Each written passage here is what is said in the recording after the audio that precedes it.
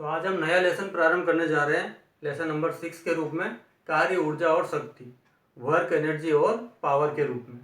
तो कार्य के बारे में शुरू से पूर्व की क्लासों में अध्ययन करते आ रहे हैं और इसमें भी अध्ययन करेंगे।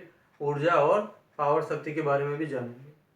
तो कार्य, ऊर्जा, शक्ति के बारे में सबसे पहले सामान्य नॉलेज इंट्रोडक्शन के रूप में लेते हैं कार्य क्या होता है। तो कार्य के बारे में सिंपल सी बात है, किसी भी वस्तु पर बल लगाते हैं तो उसमें कौन सी एनर्जी आ जाती है? गतिज ऊर्जा आ जाती है। वस्तु गति करना प्रारंभ कर लेती है। तो बल लगाते हैं, उसमें गतिज ऊर्जा आ जाती है और गति करने लगता है, तो उस आरोपित बल को क्या कहा जाता है? कार्य कहा जाता है, वर्क कहा जाता है। जैसे सिंपल सा डायग्राम समझ सकते हैं। यहाँ पर कोई वस्तु वगैरह रखा हुआ, टेबल रखा हुआ है। अब उसके ऊपर बल लगाया, वो यहाँ था, वो यहाँ तक पहुँच गया। टेबल यहाँ था, बल लगाया तो विस्थापित होके यहाँ तक पहुँच गया, यहाँ से विस्थापित होके यहाँ तक पहुँच गया। तो बल लगाया गया और ds के रूप में इतना विस्थापन हुआ, ये बल हो गया और ये डिस्प्लेसमेंट हो गया, विस्थापन हो गया। तो बल लगाया गया और विस्थापित होके यहाँ तक पहुँच गया, तो बल और विस्थापन दोनों का अदिश गुणनफल से क्या प्राप्त होगा? कार्य प्राप्त होगा। लेकिन जो बल लगता है उसके लिए विशेष कंडीशन है, बल लंबवत रूप से नहीं लगना चाहिए।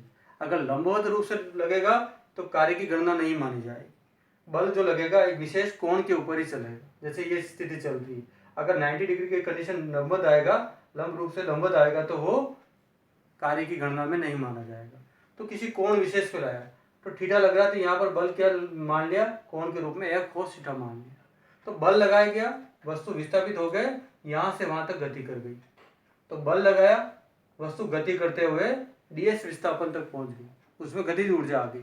तो बल जो है वो कार्य की गणना के रूप में माना जाएगा। तो किसी वस्तु को बल लगाया जाता है तो वस्तु गति करने लगती है, उसमें गतिज ऊर्जा आ जाती है, तो आरोपित बल को कार्य कहा जाता है, वर्ग कहा जाता है। तो सिंपल सी बात है, अगर सूत्र के रूप में गणना करें, सूत्र के रूप में याद रखें, तो बल और विस्थापन के अदिश गुणनफल को, अदिश सदिश पढ़ चुके, डॉट लग रहा है, क्रॉस नहीं है, ये तो सदिश में आ जाता है। कार्य कौन सी राशि है? अदिश राशि, यानी कि कोई दिशा नहीं होती उसकी। तो बल और विस्थापन के अदिश गुणन को कार्य कहा जाता है। अगर समाकलन लगाएंगे परिमित रूप से, dw का w हो गया और इंटीग्रेशन, ये समाकलन कहलाता है f डॉट ds। तो कार्य जो होती है वो अदिश राशि होती है। बल और विस्थापन, सिंपल सी परिभाषा ये भी दे सकते हैं इसके अलावा, बल और विस्थापन के अदिश गुणन को कार्य कहा जाता है। अगर बल जो लग रहा है वो नियत रूप से लग रहा है, अगर बल जो लग रहा है वो नियत रूप से, जैसे 5 न्यूटन है तो 5 लग रहा है, उसमें चेंज नहीं हुआ है, तो जैसे वो वस्तु ए से बी तक विस्थापित हो गई, ये ए पे था, यहाँ से चलता हुआ यहाँ तक पहुँच गया, तो सूत्र वही रहेगा, बल इंटू विस्थापन, समाकलन में ए से बी तक, ये निम्न सीमा, ये उच्च सीमा। एफ बाहर ट्रांसफर हुआ, ds, ds का अल्प है, विस्थापन तो पूर्ण विस्थापन हो गया, डॉट, तो एफ डॉट ds कहलाएगा। तो w एट ए बी बराबर एफ डॉट ds, और डॉट हटता क्या होता है? अदिश राशि, तो क्या आता है? cos थीटा आता है। तो सूत्र कहलाएगा w ए बी बराबर F S cos theta, dot हटा तो cos थीटा, सदिश होता तो sin थीटा आता, लेकिन कार्य अदिश है तो डॉट बराबर cos थीटा के रूप में आएगा। तो एफ एस cos थीटा कहलाता है। अगर s के साथ cos थीटा मानेंगे तो s का घटक कहलाएगा, f के माने के साथ f का घटक कहलाएगा, और सामान्य रूप से क्या बोला जाता है? w बराबर एफ एस cos थीटा। अगर थीटा बराबर 0 डिग्री, अगर ये वस्तु को बल लगा दिया वो सामान्यतः 0 डिग्री है, 0 डिग्री लिखेगा यहाँ पे, तो w बराबर क्या आएगा? एफ एस कोस 0, कोस 0 का मान 1 होता है तो एफ एस आएगा, और यहाँ पर माइनस है नहीं प्लस ही है, तो धनात्मक अधिकतम कहलाएगा। अगर 90 रखेंगे ये वाला, कोस 90 का मान क्या होता है? 0, तो w बराबर एफ एस कोस 90, यानी कि कोस 90 का मान 0 तो वर्ग 0, तो ये अधिकतम कहलाएगा, ये न्यूनतम कहलाएगा। और अगर 180 रखेंगे, एफ एस कोस 180, 180 का मान होता है -1, तो ये माइनस एफ एस आएगा।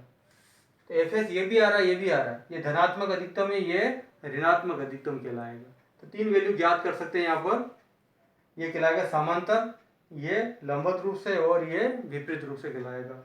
तो ये 0 डिग्री, 90 डिग्री और ये 180 डिग्री पे, तो ये धनात्मक अधिकतम कहलाएगा, ये शून्य के रूप में कहलाएगा तो न्यूनतम कहलाएगा, और ये ऋणात्मक अधिकतम कहलाएगा। तो वस्तु अगर 90 डिग्री में चलेगी तो बिल्कुल न्यूनतम कार्य की प्राप्ति होगी, वो नहीं माना जाएगा। तो ये अधिकतम, न्यूनतम और ऋणात्मक अधिकतम कहलाएगा। तो बल और विस्थापन के अदिश गुणनफल को, या वस्तु बल लगाते हैं तो उसमें गतिज ऊर्जा आ जाती है, गति करने लगता है, तो आरोपित बल को कार्य कहा जाता है। तो बल और विस्थापन के अदिश गुणन को कार्य कहा जाता है। नियत स्थिति आ रही है बल की, ए टू एन टू बी, ए से बी तक निम्न सीमा उच्च सीमा, बल बाहर ट्रांसफर ds का s, F dot ds, dot हटेगा तो cos थीटा आ जाएगा, w बराबर एफ एस cos थीटा। ये अधिकतम कहलाएगा, न्यूनतम कहलाएगा, और ये ऋणात्मक अधिकतम कहलाएगा। तो तीन स्थिति मानी जाती है, w बराबर F S cos theta 0 degree, 90 degree, 180 degree. ये धनात्मक अधिकतम शून्य न्यूनतम के रूप में और ऋणात्मक अधिकतम कहलाता है।